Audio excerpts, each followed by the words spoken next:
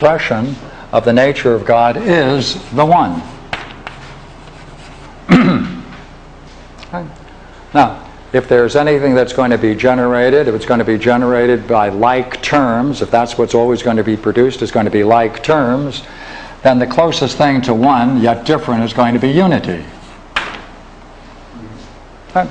Whatever then is going to be generated from unity that's going to be determined is going to be things in a unity.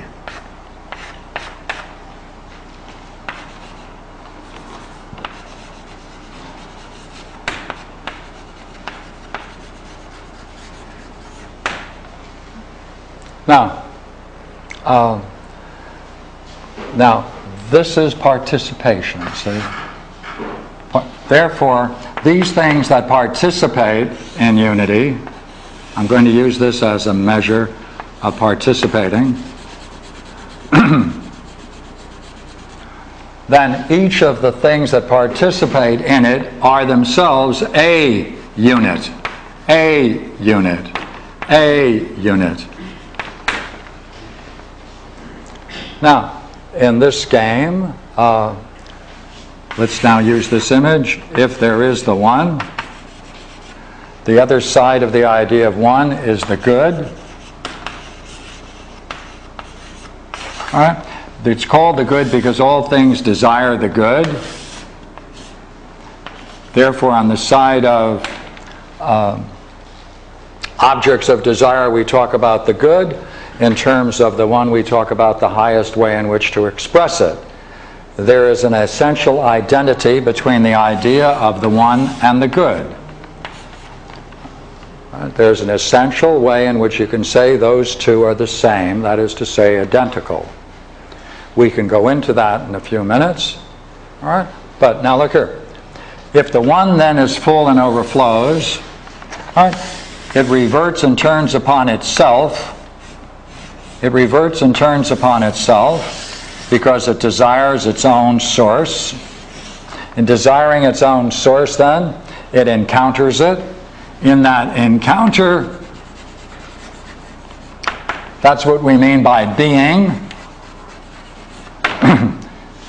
In the fact that it is in this pursuit, it's in this pursuit, what necessarily is involved in its very quest is vitality. And the fact that it recognizes its source, intelligence.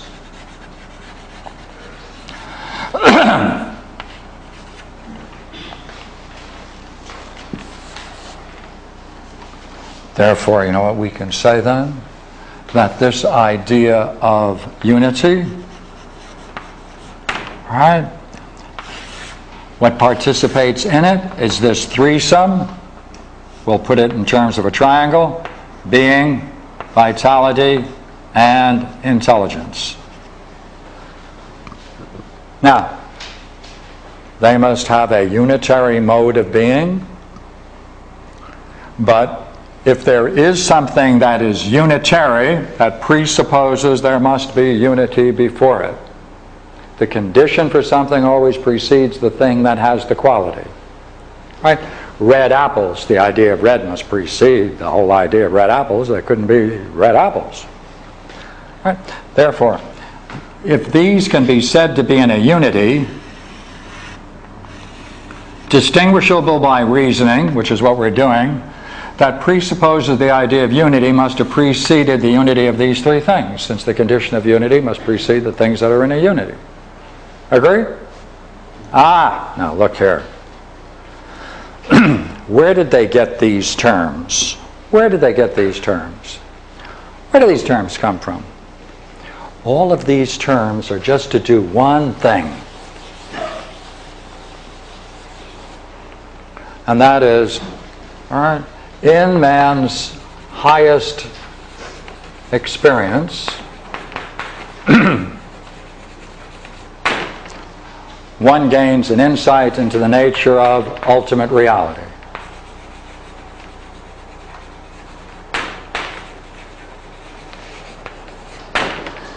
In that experience of ultimate reality, it is an overwhelming, joyous experience. And when one recognizes that what one is encountering is no different than what is encountered, and the act of seeing it, visualizing it, experiencing it, knowing it, intellecting it is the same. In other words, there's no difference between one uses one's intellect. All right? At that point, one encounters intelligence, which is intelligible. In that highest experience, the use of the intellect, one encounters what is in fact intelligence, which is intelligible. All right, do it again.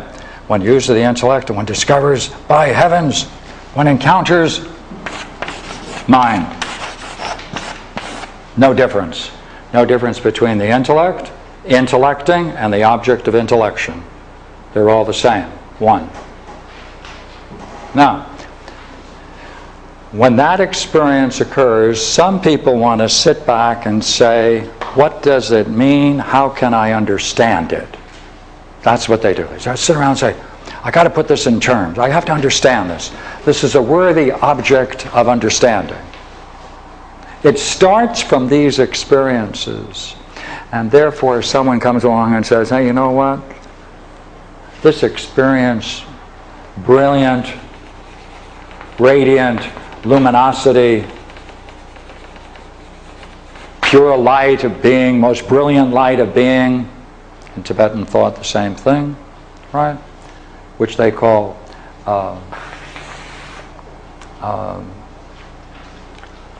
this is called the experience of the pure intellect shining, empty, shining, blissful.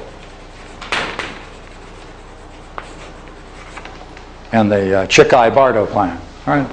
Now, they're trying to now focus on this.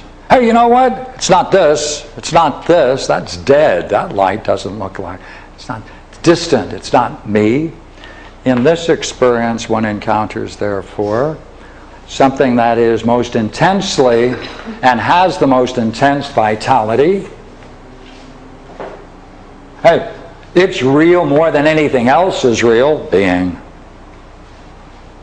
Hey, it's not. It's alive. Its vitality alive. Its being is a greater reality, and the whole thing one encounters is no different than one's own mind, intelligence. What did they do? They wanted to figure out what is contained in this experience.